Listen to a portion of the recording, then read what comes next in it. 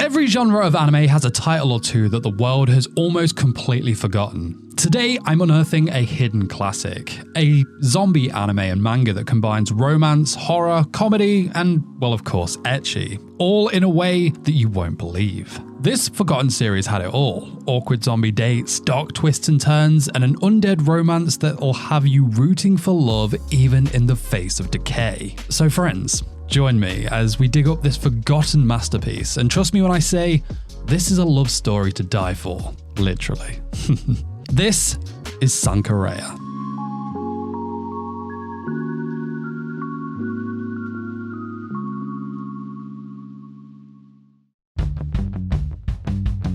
Sankarea is a comedy, horror, and romance series that aired back in the spring season of 2012, with 12 episodes and OVAs animated by Studio Dean, famous for such titles such as Konosuba, The Seven Deadly Sins, and Log Horizon. But they were also behind other horror titles such as Higurashi When They Cry, Is This a Zombie?, Jigoku Shoujo, and others, so Sankarea, well, it was at home with this studio. The manga, well, that debuted in December 2009 and ran through to November 2014, spanning 11 volumes and 59 chapters, with both its story and art coming from the talented Hattori Mitsuru. But why has this series been forgotten? Well, I think it comes down to a couple of reasons. One is that the zombie genre, well, horror in general, it's really not all that popular in anime. I think it has more success among manga readers, but it's still not one of the top genres. Secondly is the fact that there is already one title out there that completely owns the zombie space, and that's of course High School of the Dead. Though its anime aired 2 years prior to Sankarea, its legendary status has withstood the test of time, and most people will check out this series for their zombie fix. And rightly so. It's a god tier level series, but I believe Sankarea deserves to stand by its side in the zombie side of anime and manga, and I hope this video will do it justice. Whether you've never heard of this series or it's just been collecting dust in your memory, allow me to resurrect this series from the dead and into your watch lists. So, Chihiro Furuya has always been obsessed with zombies, but in a really strange way. Yeah, he only wants a zombie girlfriend. One day his pet cat Babu dies and Chihiro becomes determined to bring him back to life.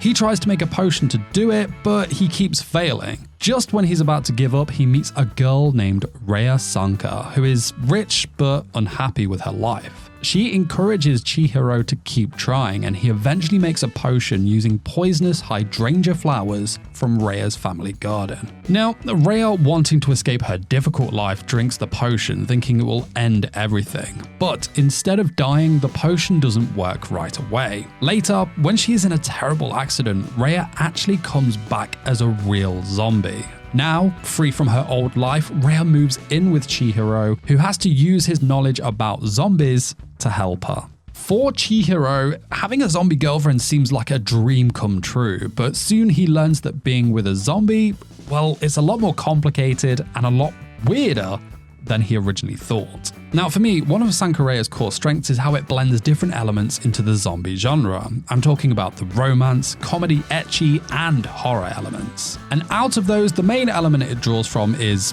romance. Sankarea's unique selling point is that this is a romance between a zombie girl and a zombie otaku boy. Post Rhea's death and her turn to the undead, she moves in with Chihiro, and the story takes on a slice of life, or I guess you could say a slice of death approach. Here we get the shift between Chihiro fapping over his zombie girl fetish becoming real and realizing that he wants to save Rhea and her body from decaying at all costs. On the flip side, we have Rhea, a girl who has been trapped her entire life and now has become a zombie with the freedom to live the life of a normal girl that she's always wanted. I mean, as normal as you can being a zombie and all. It's this extremely unique situation the two find themselves in and the perils that they have to overcome together that builds a connection between the two.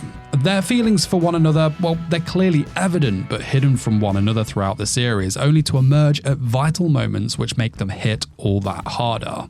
But there's another interest thrown in here as well. We have Chihiro's busty AF cousin and childhood friend Ronko, who's had a crush on the oblivious Chihiro since they were kids. And, well, she's set up as Rhea's romantic rival. This adds another dynamic as well as character growth for Rhea, which was done nicely in the series, I'd say. But the main reason Sankarea works so well is because of the way the characters grow and change throughout the series. At first, Chihiro seems like a bit of a freak who only dreams about zombie girls, but when he actually has to take care of one, well, he realizes it's much harder and scarier than he ever thought. Rhea, who seems like the perfect girl every boy dreams about, becomes more of a challenge. As a zombie, she struggles with her emotions, strength, and keeping control of herself. It's even tougher for her because she's been through a lot, including trying to escape her difficult life, which is even more tragic now that she's one of the undead. Rhea just wants to live a normal life, but that's impossible now.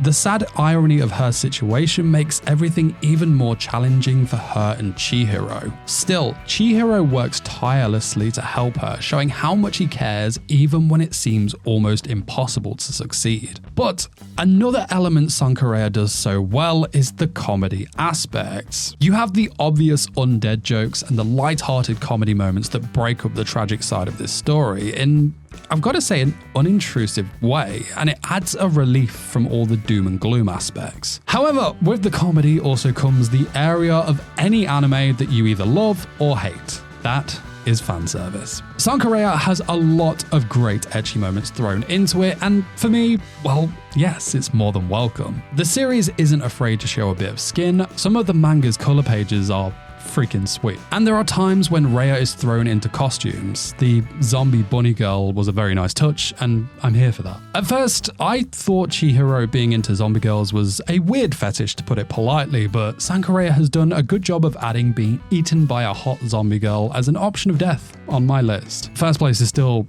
death by a giant boober smothering, though. That ain't gonna change. Some of those memes are absolutely brilliant as well. Anyway, back to the ecchi. You'll also find that whenever Ronko is involved in the story, the series will go well out of their way to lewd her up however they can. Again, I'm here for that. Ronko, well, she's hot. I won't lie to you, I am Team Rhea on the romance front, but when it comes to my ecchi tastes, well, I'm all over Ronko like flies on dog poos. But have no fear, my non-fan service friends, I don't think the ecchi is hardcore enough to put you off the series, as I know that it can be a deal breaker for some. Though Rhea's father and his obsession with her is a little / well, a lot on the weird side, so I'll warn you on that one. His wife Arya is also smoking hot though. A little too unhinged for my tastes, but hot nonetheless. Anyway, moving on again, let's talk about the horror element in the series. Now, some of the high-intensity zombie panels in the manga, especially the Rhea ones, are so freaking good. They do an amazing job of visually showing us the battle Rhea has with her new zombie urges. Like,